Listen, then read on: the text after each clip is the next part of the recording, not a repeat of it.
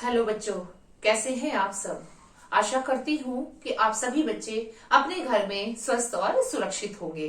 बच्चों, आज हम आपके बहुत ही महत्वपूर्ण टॉपिक पर चर्चा करने जा रहे हैं। यानी कि आज आप कक्षा 10 के जिस टॉपिक पर चर्चा सुनेंगे वो जो टॉपिक होगा हमारा क्या होगा, विज्ञापन लेखन। विज्ञापन लेखन हमारी परीक्षा का बहुत ही महत्वपूर्ण भाग है। देखिए, यहाँ पर मैं आपको सबसे पहले कुछ ध्यान देने योग्य बातें बताने वाली हूँ कि विज्ञापन को लिखते समय कौन कौन सी ध्यान देने योग्य बातें होनी चाहिए। उसके बाद में फिर मैं आपको प्रारूप समझाऊंगी। सबसे पहले हम देखते हैं विज्ञापन, यानी कि विज्ञापन क्या है। देखिए, विज्ञापन दो शब्दों से मिलकर बनता है।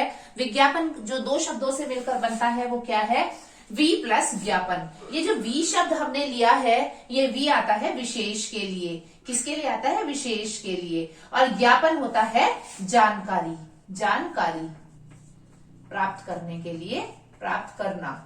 तो यहाँ पर जो ये शब्द आता है यानी वी यानी विशेष, ज्ञापन मीन्स जानकारी। एक विशेष जानकारी को प्राप्त करना क्या कहलाता है, विज्ञापन कहलाता है। बच्चों, आज आपने देखा होगा जब भी हम किसी व्यवसाय को आगे बढ़ाने के लिए मार्केट में या बाजार में आते हैं तो हमें सबसे पहले अपनी पब्लिसिटी की जरूरत होती है। ये जो पब्लिसिटी होती है हमारी विज्ञापन के माध्यम से ही होती है। यानी आज जो भी हम कार्य अपना कर रहे होते हैं, अपना व्यवसाय कर रहे होते हैं, अपने बिजनेस को आगे बढ़ाने की कोशिश करते हैं या शुरुआत करते हैं, तो हमें सबसे पहले विज्ञापन का ही सहारा लेना होता है।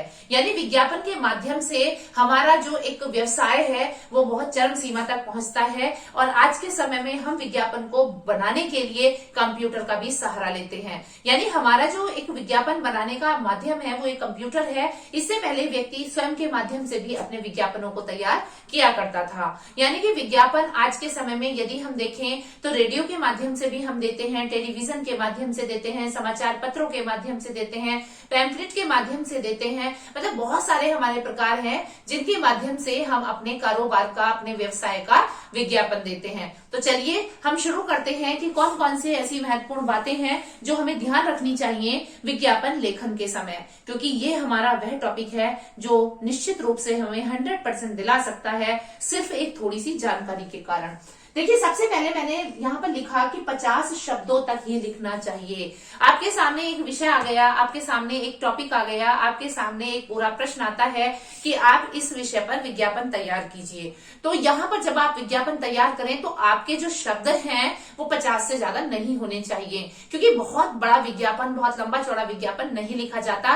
केवल और केवल उन बातों पर ध्यान दिया जाता है जो जरूरी होती है, यानी जो हमें मार्केट में, जो हमें बाजार में पब्लिक को बतानी है, जिसके माध्यम से हमारा व्यवसाय आगे बढ़ने वाला है। जो चीजें हम अपने यहाँ व्यवसाय के लिए रखे हुए हैं वो सब चीजें क्या होती हैं, हमारे यहाँ पर विज्ञापन के माध्यम से हम उनको आगे बढ़ाने का कार्य कर रहे हैं। तो देखिए, यहाँ पर आरंभ सीधा विषय से हो, यानी कि जैसा मैंने बताया कि जिस विषय, यानी कि आपके सामने कोई विषय आया है कि हमारा एक पालतू कुत्ता खो गया है और कुत्ते का क्या है, यानी कि विषय कुत्ता बना। कैसे बना कि पालतू था और वो खो गया। या आपके सामने आता है कि हम एक मोबाइल की बहुत बड़ी दुकान खोलने जा रहे हैं, तो कैसे खुल गया, खुल गया, खुल गया, कुछ ऐसे ही तो करते हैं। तो कुल मिलाकर यहाँ पर जो है, जो सीधा विषय है वो हमारा क्लियर, स्पष्ट शब्दों में होना चाहिए। हमारा विषय कहीं भी छिपा हुआ नहीं होना चाहिए। आगे आता है वाक्य आपस में जुड़े होने चाहिए। यानी जब भी हम विज्ञापन लिखते हैं तो विज्ञापन हमारे कैसे हो, पॉइंटों में होने चाहिए। यानी कि 1 2 3 4 5 या किसी तरह का भी आप इस तरह के स्टार बना सकते हैं। किसी भी तरह से आप 1 2 3 4 5 करके भी लिख सकते हैं, लेकिन वो वाक्य आपस में जुड़े हुए होने चाहिए। यानी कि जिसके बारे में आप विज्ञापन दे रहे हैं, जिस चीज की विशेषताएं आप बता रहे हैं, वो जो विषयवार तरीके से होनी चाहिए, अर्थात वो क्रमवार तरीके से होनी चाहिए। यदि आप मोबाइल का कोई एक अलग से एक केवल एक ही कंपनी के मोबाइल रख रहे हैं तो आपको उस कंपनी की विशेषता बतानी होती है, तो वो विशेषता भी आपको क्रमानुसार रखनी चाहिए। उसके बाद में यहाँ पर आता है भाषा सरल और सार्थक होनी चाहिए। यानी भाषा जो है, मैंने आपको बताया कि भाषा जो है वो हमारी बिल्कुल स्पष्ट होनी चाहिए, सरल होनी चाहिए और सार्थक होनी चाहिए। भाषा में क्लिष्टता बिल्कुल भी नहीं होनी चाहिए। यदि हमारी भाषा में क्लिष्टता होगी तो हमें हमारे विज्ञापन को समझने में समस्या आएगी। समस्या कैसे आएगी कि जो भी हमारा विज्ञापन पढ़ेगा, देखेगा, उसमें पढ़े लिखे लोग भी होते हैं, बहुत पढ़े लिखे लोग भी होते हैं और एक अनपढ़ लोग भी होते हैं। हैं। तो ऐसी स्थिति में यदि हम अनपढ़ लोगों की बात भी करें, यानी कि ऐसे लोगों की बात करें जिनको ज्ञान कम है, कम से कम इतना ज्ञान तो उनके पास अवश्य होता है कि वो आपकी बात को पढ़ सके, तो आपके जो शब्द हैं वो आपके बिल्कुल ही सार्थक होने चाहिए, उसमें कहीं भी भाषा की क्लिष्टता नहीं दिखाई देनी चाहिए। एक चीज और आती है कि जब भी हम विज्ञापन को अपने दे रहे होते हैं तो तुकांत शब्दों का प्रयोग कर हम अपने विज्ञापन को देते हैं, तो वो प्रभावशाली होता है, रोचक होता है।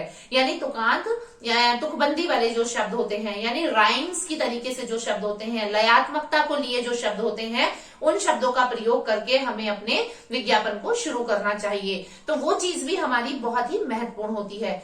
एक चीज और भी आती है कि यदि आप किसी भी चीज का विज्ञापन दे रहे हैं और आप चित्र को बनाने में सक्षम हैं, यानी आप अपने चित्र को बना सकते हैं, तो विज्ञापन में यदि आप चित्रकारी कर सकते हैं, विज्ञापन में चित्र दे सकते हैं, चित्र के माध्यम से अपने विज्ञापन को देते हैं, तो यहाँ पर भी आपका विज्ञापन बेस्ट माना जाता है। उसके बाद में और एक चीज आती है कि यदि हमें अपने विज्ञापन में 100% लेकर आना है, यदि हमें अपने विज्ञापन में एक भी मार्क्स नहीं कट कराना, एक भी अंक नहीं कटवाना, तो हमें इसका क्या करना चाहिए?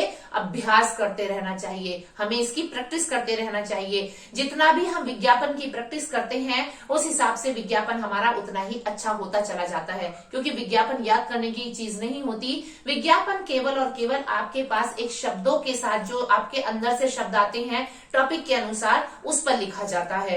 एक चीज और मैं आपको बता दूं, जैसे हम विज्ञापन लिखते हैं तो उसके लिए हमें क्या करना होता है। देखिए यहाँ पर जो मैं प्रारूप आपको दूंगी उसमें भी समझाऊंगी, लेकिन यहाँ भी मैं आपको बता देती हूँ।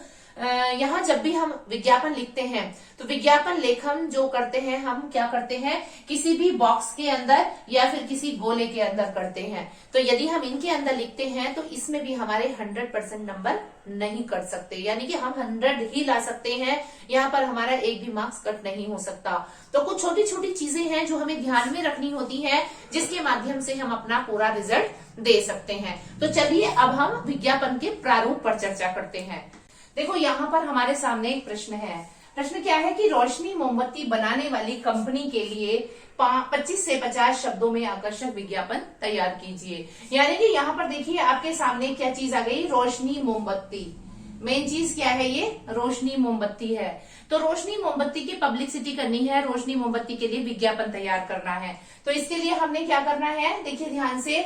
सबसे पहले हमने क्या किया, एक बॉक्स बना लिया। यहाँ पर आप देखिए ये हमने एक बॉक्स बनाया। इस बॉक्स के अंदर ही हमें क्या करना है, विज्ञापन को तैयार करना है। यानी कि सबसे पहले हमने रोशनी मोमबत्ती डाला। ठीक, रोशनी मोमबत्ती हमारा जो है वो यहाँ से आया, प्रश्न से ही हमने रोशनी मोमबत्ती ले लिया।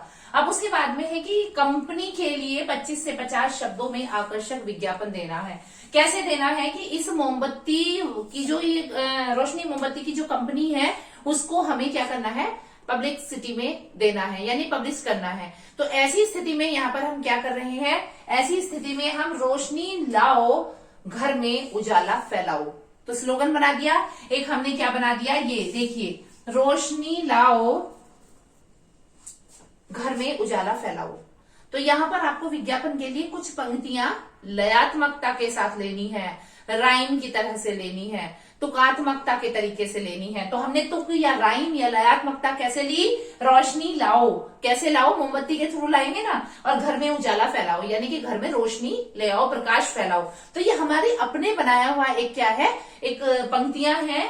तो अब उसके बाद में मैंने आपसे कहा था कि ज्यादा से ज्यादा पब्लिसिटी करनी होती है तो क्या करना है, हमें कोई ऑफर रख देना होता है, हमें कोई ऐसा ऑफर देना होता है जिससे कि जो हमारा ग्राहक है वो लालच लेकर अपना जो भी उसके अंदर एक लालच है वो लेकर अपने पास आए। तो यहाँ पर क्या है, एक पैकेट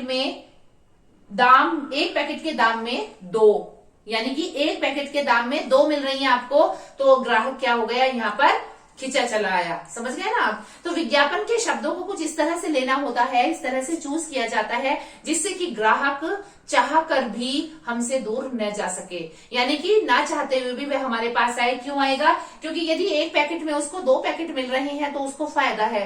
तो ऐसी स्थिति में यहाँ पर हमने क्या किया, एक बॉक्स सा बनाया, एक हमने राउंड ली और उसमें क्या किया, हमने ये स्पेशल ऑफर डाल दिया। तो जब उसने ये पैकेट में उसने पढ़ा तो उसके बाद वो निश्चित रूप से हमारे पास आएगा।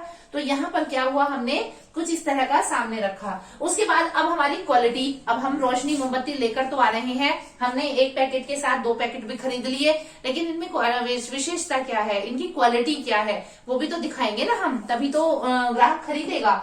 देर तक चले, ज्यादा चले, यानी मोमबत्ती की क्वालिटी क्या दी, बहुत देर तक चलेगी और ज्यादा चलेगी। सेकंड नंबर पर कम धुएं वाली होगी, यानी कि इसमें धुआं नहीं होगा, बहुत कम धुआं होगा, सिर्फ लेश मात्र धुआं होगा।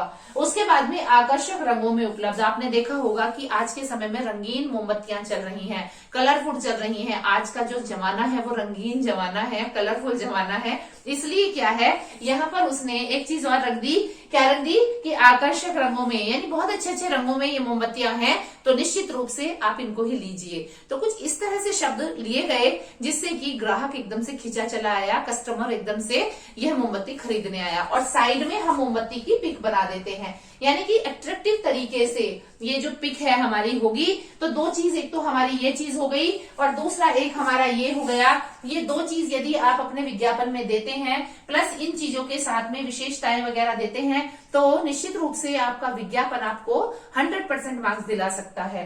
तो आपको क्या करना है, इसकी जगह आपका मोबाइल भी हो सकता है। यहाँ पर रोशनी मोमबत्ती की जगह हो जाएगा खुल गया, खुल गया, खुल गया। आपके अपने शहर दिस में मोबाइल खुल गया। कैसे मोबाइल का शोरूम खुल गया, किसी नाम से तो खुला ना, तो यहाँ पर सिर्फ यहाँ नाम आ जाएगा। अब उसकी मोबाइल का यहाँ पर इधर की साइड पिक दे देंगे। यदि हम इधर नहीं दे पाते, नो प्रॉब्लम, इधर हम उसकी पिक दे सकते हैं। अब उसमें भी हमने ऑफर रखना है, तो सिर्फ इस तरह से हमने ऑफर रखा कि हमने अपनी इस कंपनी का मोबाइल निकाला है, अपनी इस मोबाइल कंपनी को हमने आगे बढ़ाना है, तो उसके लिए हमें ऑफर तो देना होगा ना। उसके साथ बैटरी दे दी, चार्जर दे दिया। अब उसकी क्वालिटी कैसे देंगे कि जो भी मोबाइल आप खरीद रहे हैं उस मोबाइल की सारी क्वालिटी, यानी विशेषताएं एक के बाद कि इतना ऐसा कैमरा है, ऐसी बैटरी है, ऐसा बैकअप है, ये है, वो है, फोटो ऐसे खींचते हैं, ये होता है, वो होता है, कुल मिला के मतलब उसकी क्वालिटी के बारे में बताना है और बढ़ चढ़कर बताना है, जिससे कि ग्राहक हमारे पास आए। तो कुल मिला के विज्ञापन जो होता है एक अपनी वस्तु को बेचने का एक ऐसा माध्यम है जिसके माध्यम से ग्राहक हमारे पास खुद ब खुद चला आता है। तो यहाँ पर मैं अपने प्रारूप के माध्यम से आपको बहुत कुछ समझा भी चुकी हूँ, और बहुत ज्यादा आपको यदि और भी अच्छे से अपने मार्क्स को लाना है तो आपको अपनी प्रैक्टिस यानी अपना अभ्यास जारी रखना होगा।